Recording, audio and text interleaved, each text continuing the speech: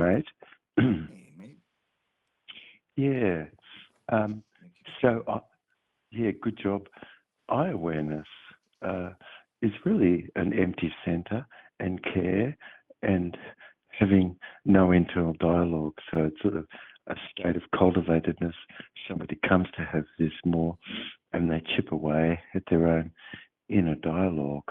Uh, how relaxed someone's tummy is and how relaxed someone's feeling evermore, and what social activity is existed evermore which is enjoyable.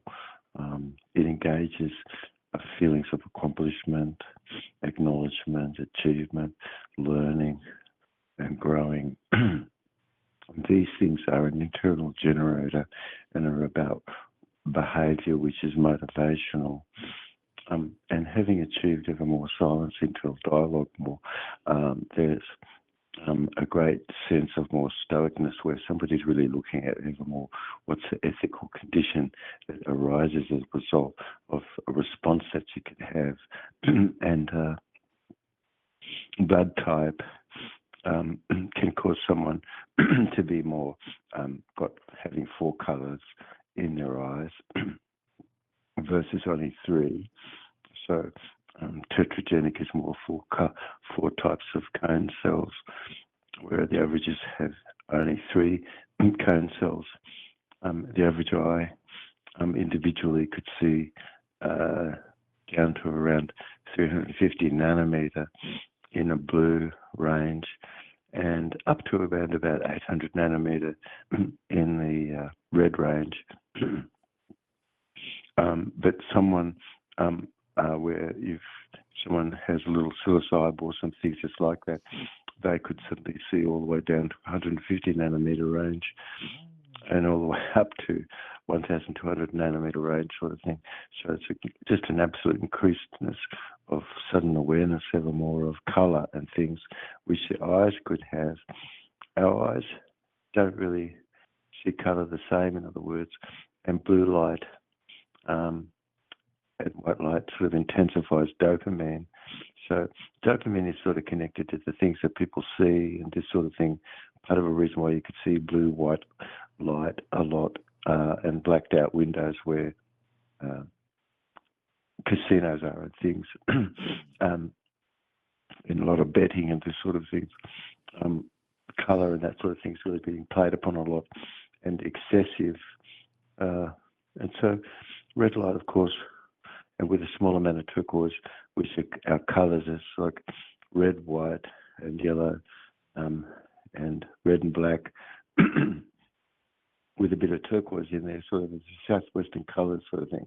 But red sufficiently sort of assists us help stimulate dopamine ever more, and gives a sense of intensity to matter relative. And so red, orange, and yellow are colours that do such, versus black and white. And so some colours could cause you to feel a bit more cosy sort of thing. Small amount of turquoise in there can cause a bit of a balanced sense of a feeling coziness relative, and how colour is used. Serotonin and dopamine all are related, of course, and blue light and white light excess destroys all the dopamine more. And so vitamin L, life hydrate, and vitamin A and B and D and E and C, these things all in a whole food vitamin mineral complex really assist evermore. You and I have exceptional brain function. And so where somebody uses more radiant wet sauna and they can dispel toxin and replace enzymatic nutrient more instead, you're really learning how to self-medicate, and dopaminergic sort of amacrine cells that produce more dopamine, where you set up an environment where you can actually go through sort of cleansing and this sort of thing. But self-medicatedness is ever more because you've got access to your septum pellictum, which is your alliesthetic sense of feeling bliss where you are. And longevity really, it's felt more the finest is the longevity ever more, where somebody is more in perfect detachment, because this way you can achieve ever more bliss naturally. which exudes from you. And it's a kinesthetic, auditory, visual, sort of driven, preferred, sensational, syntactual sort of functioning. And you're getting a dramatic more improvement where all ailments sort of start to disappear more, and a spontaneous creative intelligence evermore is inducted instead. And luciferin is a light-emitting sort of compound, which life-colloid luminescence is really beautifully, finely attuned evermore by molecules like guanine molecule and nanomagnetron life colloidal that cause this to be, you see. So you've got red colours and muted colours like claret and nucleotide exchange factors, which guanine is an amino acid, and nuclear base wall is inside the retinal cell.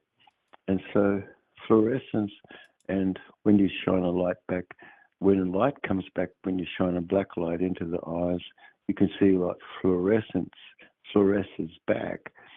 And tyrosinase and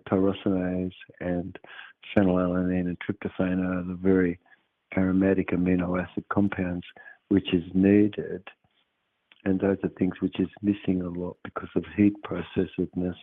And the red stimulates dopamine and melatonin and protects against myopic types of high ambient luminescence, which guards against myopia.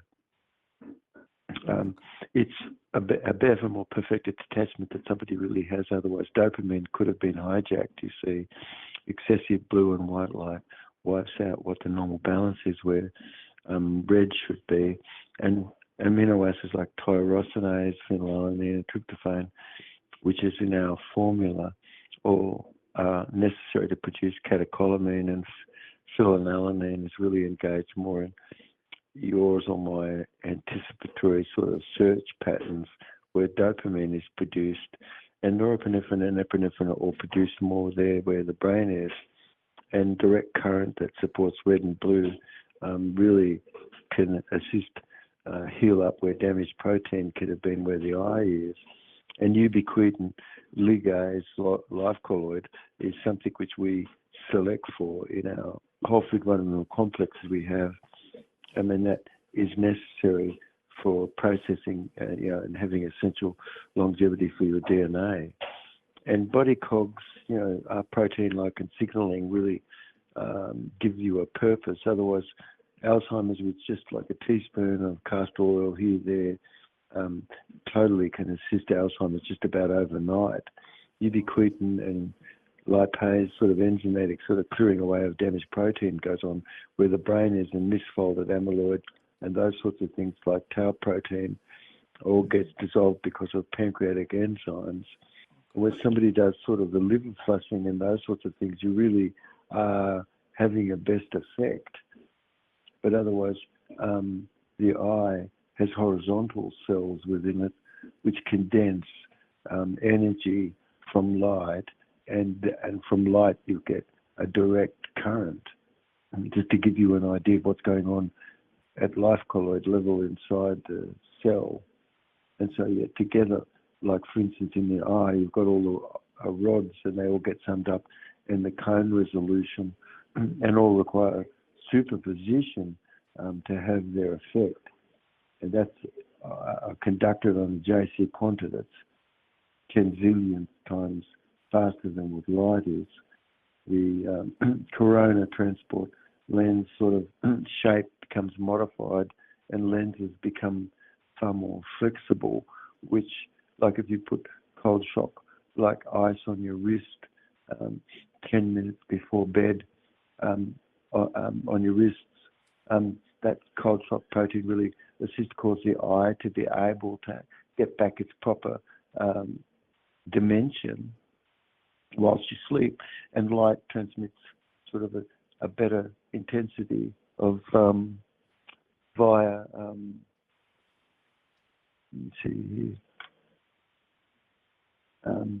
via 5 basic sort of types of nerves, and these are layered at the back and are really photomagnetized sort of pigment epithelial sort of rods and cone And each sort of disc is in a stack, and the cone sees colour, of course, and rods are sensitive to light. And so low light rods are far more active, of course, in your eye, and the rods get switched on and off via blue and white light. And the fovea really has the highest detail condition in the back of the eye there, and impacts bipolar cells, which convert the current. The eye horizontal cells really enhance cell conductivity, and amacrine cells carry out sort of an optic disc type of effect to exit where the blind spot is. But this goes on where the optic chiasm is, and it crosses over. The nerves do 80% to the other side of the brain and 20% to that same side. And you've got pupillary sort of rising reflex and these sorts of things. But basically, the eyes give us a visual window into the nerve tissue and how your pupil responds to light and how the pupil sets in the eye. The tissue of the eye can be read, and that's a fitting physician learns how to read the eyes and reads the physiognomy of the body to be able to determine the things that's going on sort of more inside. But what's interesting really is the middle foreground, where you are in your visual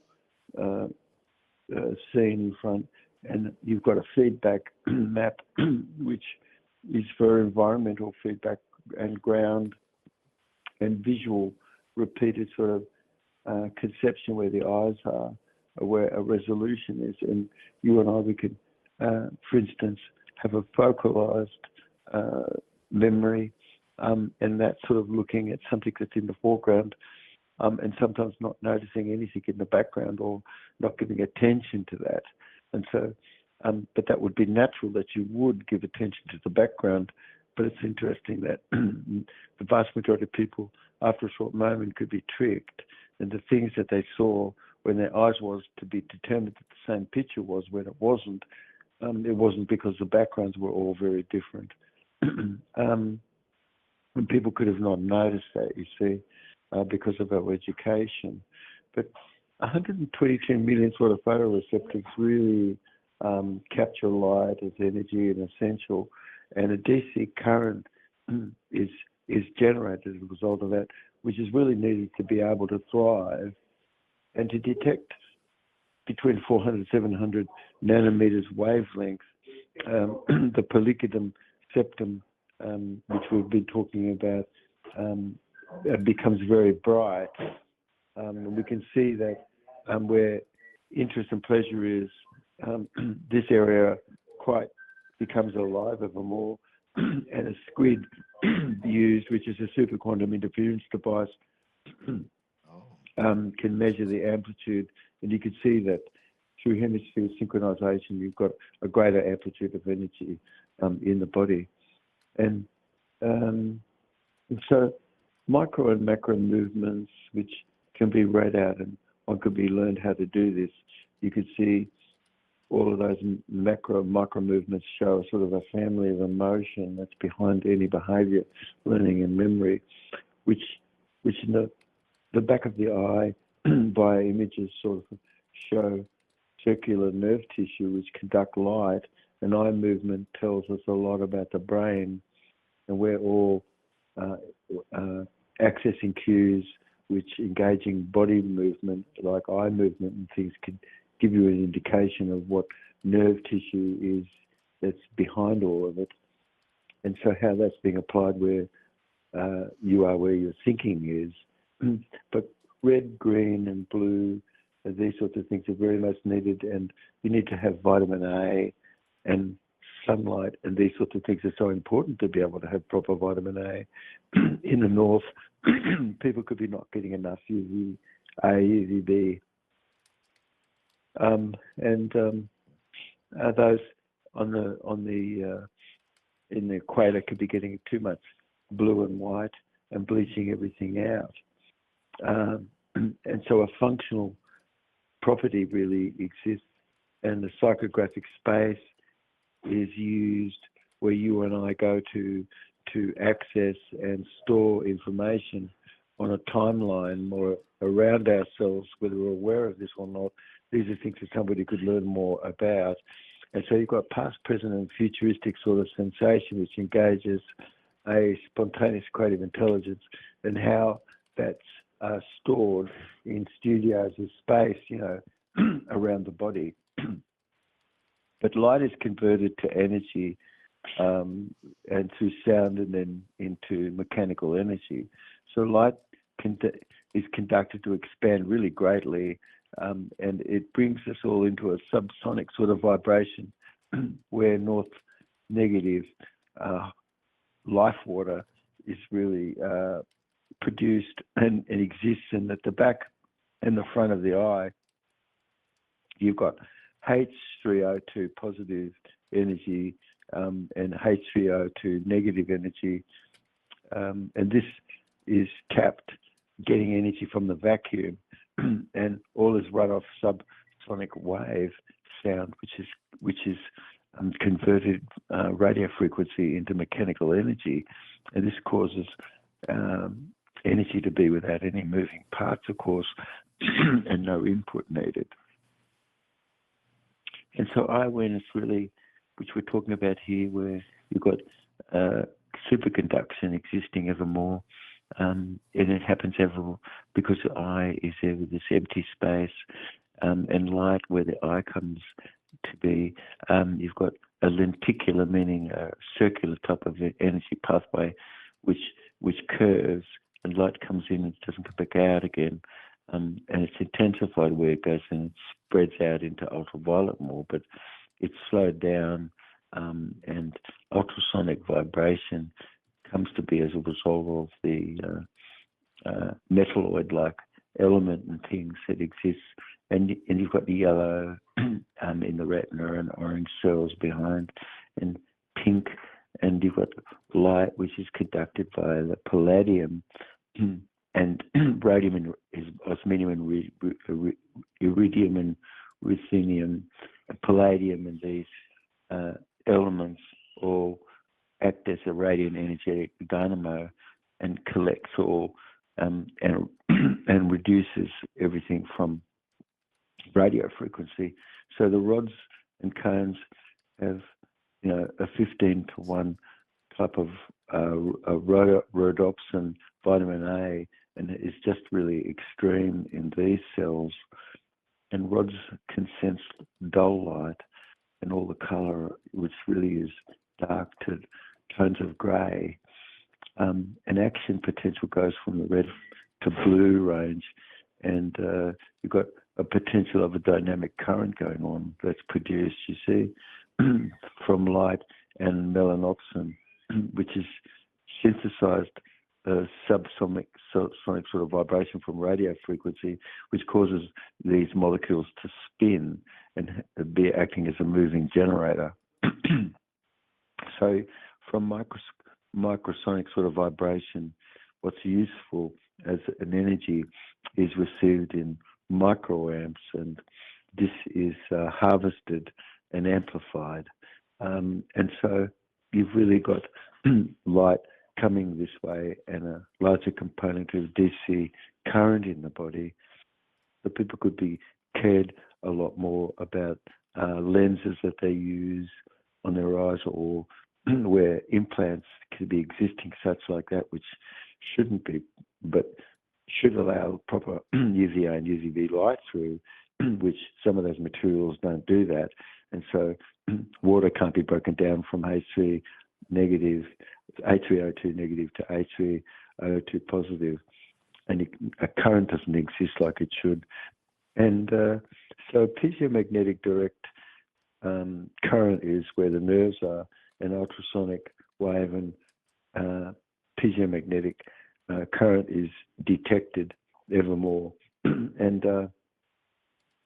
so you've got various frequencies like 523 cycles, and you've got 2.9 meters per second sort of thing pressure, where fluctuation exists, and a JC quantum is conducting energy there.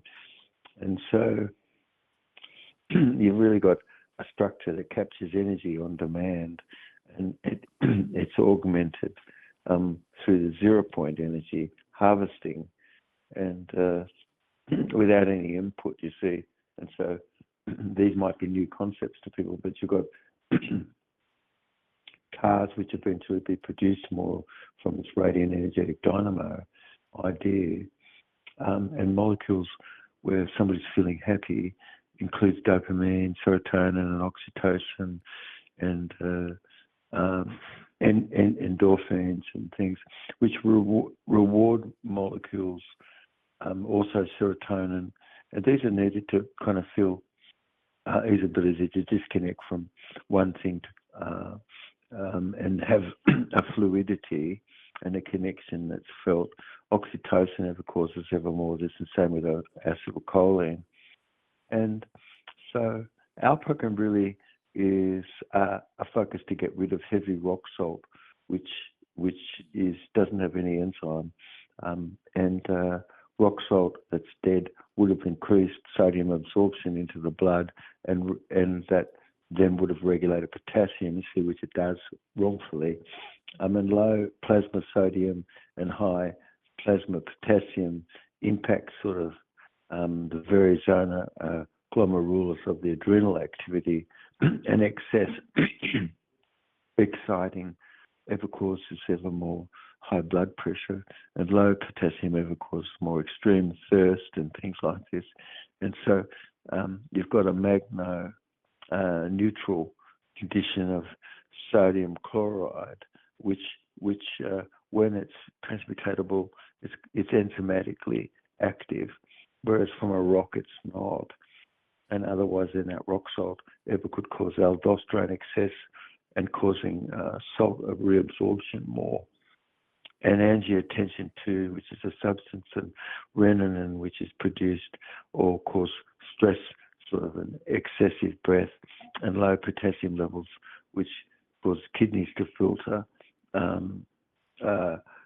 regulation not to really work as well. And so excreting what's excessive to balance the sodium, calcium, potassium, urea levels, you've got hyperaldosterone, which is existing and always on a heavy flesh diet and bean diet with rock salt. And so if somebody stops those things, it's really moving more onto live food, and you're not having the effect of a lot of rock salt all piled up and mixed with microplastic and things in the brush border of cells. And so you've really got cells which are very fine hair and plastic and bile and all of indigested protein and fat and excessive phosphate and methionine that forms into plaque inside the body of an infant, and babies which end up passing meconium in their stool after they're born, or they could have passed some of that meconium into the stool of the amniotic fluid. And it's a mixture of this lanuga sort of fine hair and plastic and bile and indigested protein and things just like that, and fat you find, and excessive phosphate and methionine, and it's dark and it's sticky sort of sticky sort of poop. You can imagine that, of course, that's not there where someone is been on more a life food diet. The largest neurotransmitter that we have in our body is dimethyltryptamine, DMT, which is released ever more where somebody gets close to death or something. And otherwise, it's a primary neurotransmitter which, during exceptional brain function, is ever more present, and the predominance of lambda and epsilon wave. Most didn't think that there might be waveforms that was down to around about 1 a second or lower than that, like 1 every 11 seconds, and naturally.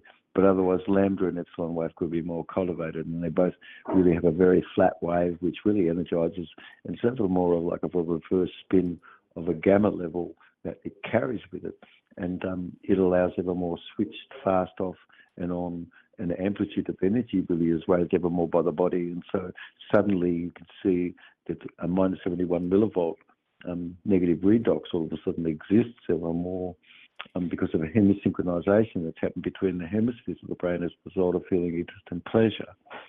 So down there where the bottom is, you've got a neutralized field vector where a dynamic current which is felt on a JC quanta is the size of a particle of a Jubb, which is the smallest magneton size that's a conductive level of the vacuum. So life is really made up of a confluence of energy which is conducted on this field, and superconduction, as we were talking about, is 10 zillion times faster than light. And you've got the number 13 and number 26, and you've got a harmoniousness ever coming more from the thalamus of the brain, which, if it was only having 4 time or 4 beat, would only ever have 8 overtones and not have these ability to be able to pick out a rose, a pattern, or something like that in your brain, because you need like more 13 overtone at least to be able to produce things just like that.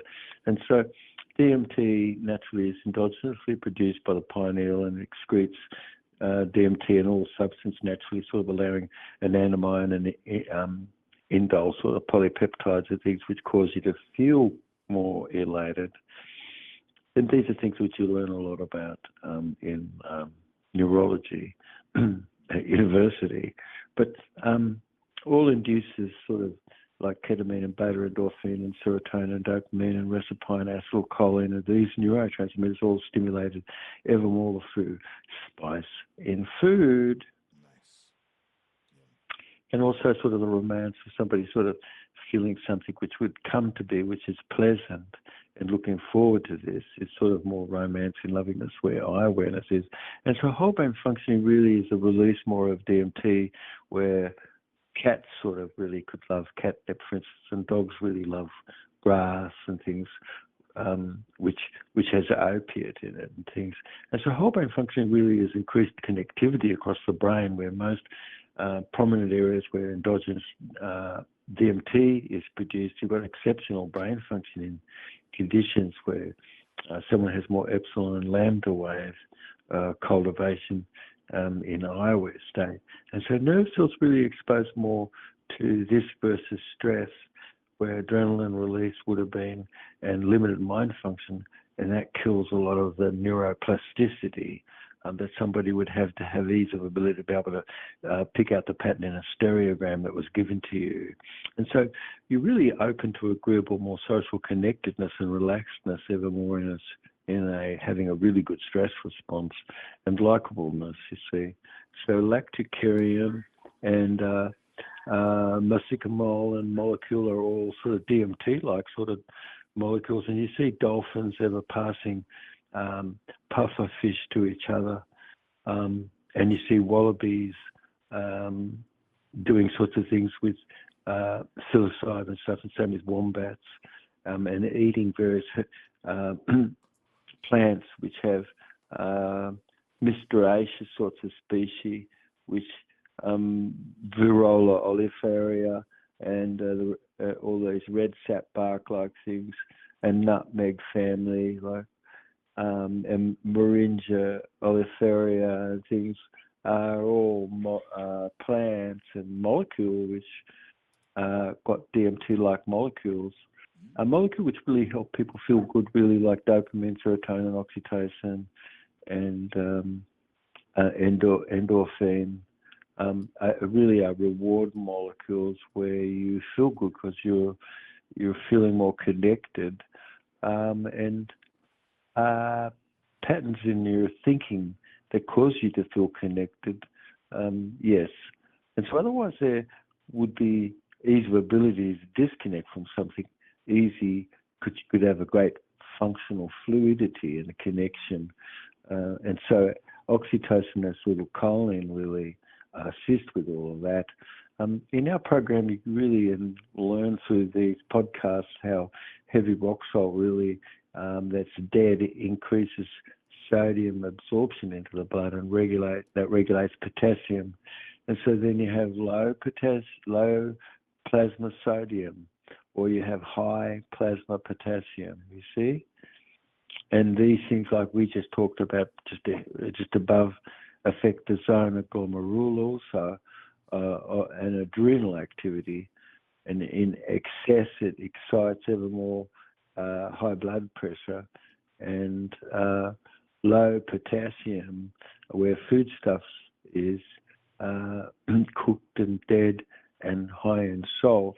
It ever causes ever more extreme thirst, of course, and it stimulates also and inhibits the neutral sodium chloride channel. And these are things which is what cystic fibrosis is. And so there's a way for all of that to be healed, really. Yeah. So you've got radio gigafrequencies, really, which is converted more to energy. And so you've got sonic vibration that stresses silica where structure is, like where the eyes are, which creates a piezo-magnetic dynamic current and frequency-driven amps. And so frequency sort of from high-frequency amps on the basal membrane of the cells, you've got like a function of metal oxide, which like MOSFETs are designed today, rapidly switch all in a circuit on and off, and an amperage then is available from that surge, but switching something on and off really fast. So, and this is what cars and energy all would run off in the future. And so this is sort of the end of petroleum and clean energy. So one could really create frequency-based amperage in closed loops where 50 hertz energy really is reused and it's a charge back, and a battery sort of frequency unlocks everything. And you've got high frequency MOSFETs today, which one could look into, that really create high leverage harnessed energy. And sodium-ion battery technology today, and sodium is abundant, not to be relied too much upon, or which is not as easy available, but abundant. Sodium vanadium phosphate is really used to maximize efficiency where those things are, and you've got a great north negative flow that's abundant, that's coming about, which we could come to see more on the market. But in nutrition, you've got vitamin D, B12, magnesium, and these things, which are really an involuntary loss of body flora that could be because excessive material is drank that has to be excreted, and muscle and nerve control all becomes more weakened, and the pelvic floor muscles all could have become weakened as well. And nerve loss always impacts urinary bladder and causing inflammation and urgency, whereas stress functional sort of overflow is existed in incontinence about that, and weakened muscle sort of condition, sort of an obstruction can be a factor where things are. But these are things that's really healed more on life food, and how important B7 and B9 is in this whole picture of everything. But you've really got a certain amount of energy which has to be for voltage to pass a cell life colloid, and for energy to be conducted, and you've got diodes and transformers there in a cell, and voltage induction, and coming down to microvolts, very minute, where the body is. You've got transformers where a small increase of primary current can increase dramatically, as a secondary effect. You've got a non-linear sort of dynamic current, not proportional really to the voltage that crosses it. And the physics of magneticity in neurology all really is via magneton charge, and ferro and diamagnetic weakly repelling, and paramagnetic weak the drawing things together. You've got these forces you've got celestial and terrestrial sorts of magnicity, and permanent magnet and static B field and dynamic current in an A field and magnicity, but there is no such thing as electricity. Like something is flowing along a wire that was made and you get something from that. This is just old dinosaur. And you could see a lot of free energy devices coming and flooding the market more, and no input and energy coming out of them. So you've got temporary sort of magnetic sort of states of material, and you've got material which can magnetize and demagnetize, like various elements like cerium and cobalt, which that does together, and ceramic ferrite sort of magnetite structure. But in the field where nutrients are, you've got bugleweed and ashwagandha and bladderwrack and rosemary, I can think of, which is quite remarkable and can clear away, and assist muscle and clear up sort of dry skin and this sort of thing, and depression. And you've got lemon water with chia seed in it and juice, and you've got where surgeries could have taken away thyroid, some tissue could have been left that couldn't grow more thyroid tissue, but otherwise the body takes up quite a bit the effect of that. But you've got a lot of herbs which also shown that alleviate where thyroidectomies could have been. You've got salvia, sort of milturasia and genocide, that's ginsengs, and schisandra, and all of these, white thistle, sage, chamomile, just an example I could think of, there's so many, fireberry. These are things like what's in the digest aid. That's a great formula to help with all this that we've been talking a bit about.